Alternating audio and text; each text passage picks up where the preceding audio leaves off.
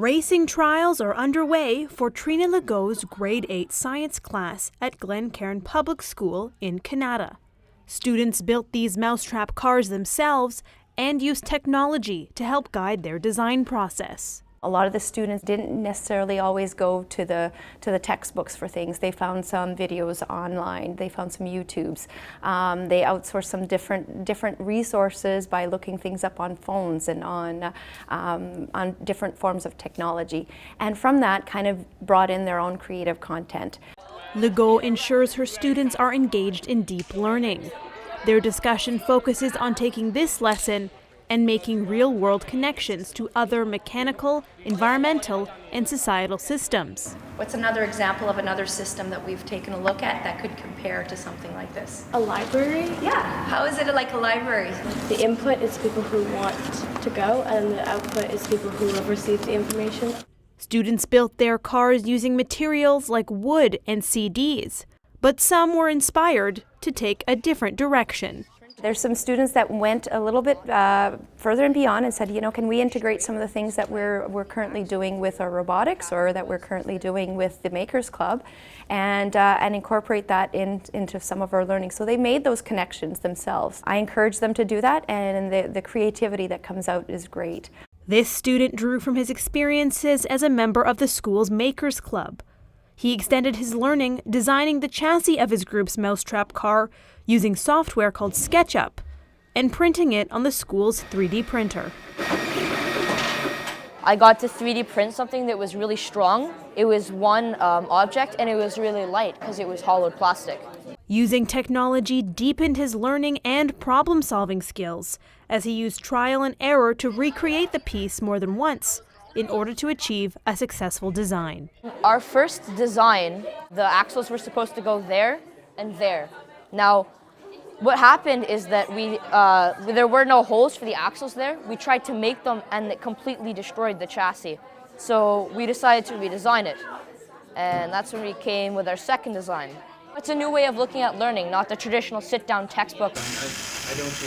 The Makers Club, which has expanded to include coding and robotics, meets a few times a week on their lunch. They use technology in innovative ways to solve problems and become creators. My game is basically you move the mouse along and your little guy's gonna move.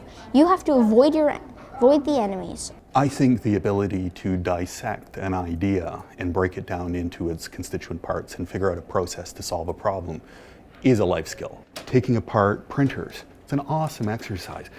Figuring out how to get that thing apart tells you how someone put it together. You have to think about how that actually was constructed, and you learn something about the way other people think. Principal Shannon Smith saw an opportunity to start this club as her school continues to integrate technology in the classroom.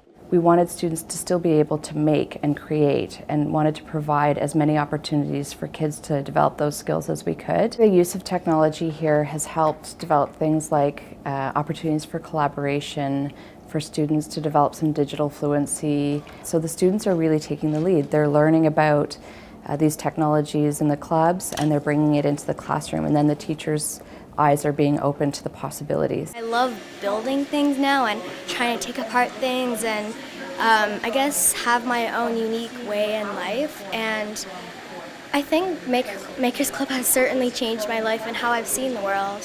Smith also saw the benefits of including community leaders in the club to share their expertise. Retired engineer Greg Reynolds came to support students in his community after reading about the club in the newspaper. When I've come, I've actually gone down the hall and I've had one kid say, "Is there Makers Club today?" And I'll say, "Yes, there is, yay!" I hope in a way that they kind of they can look and see, gee, here's somebody that actually made a living doing this. And they could look and ask, gee, maybe this is something I'd like to do.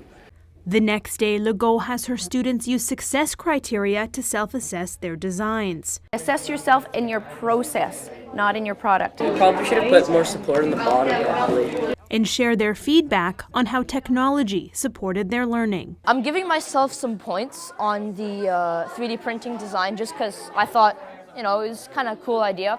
But definitely, I lost a lot of points for, first of all, for the front axles, the holes not lining up, so it curved. Legault says student-driven learning is an integral part of creating community knowledge in her class. They've been able to answer their own questions as a result of collaborative learning between them. Our discussions, we do a lot of accountable talk in the class, and often I'll throw it back at them. If we can't figure this out, how can we find it out? Where can we look, or who can we ask? And sometimes it's a community member, sometimes it is the internet, sometimes it's each other, which has been really, really neat to see.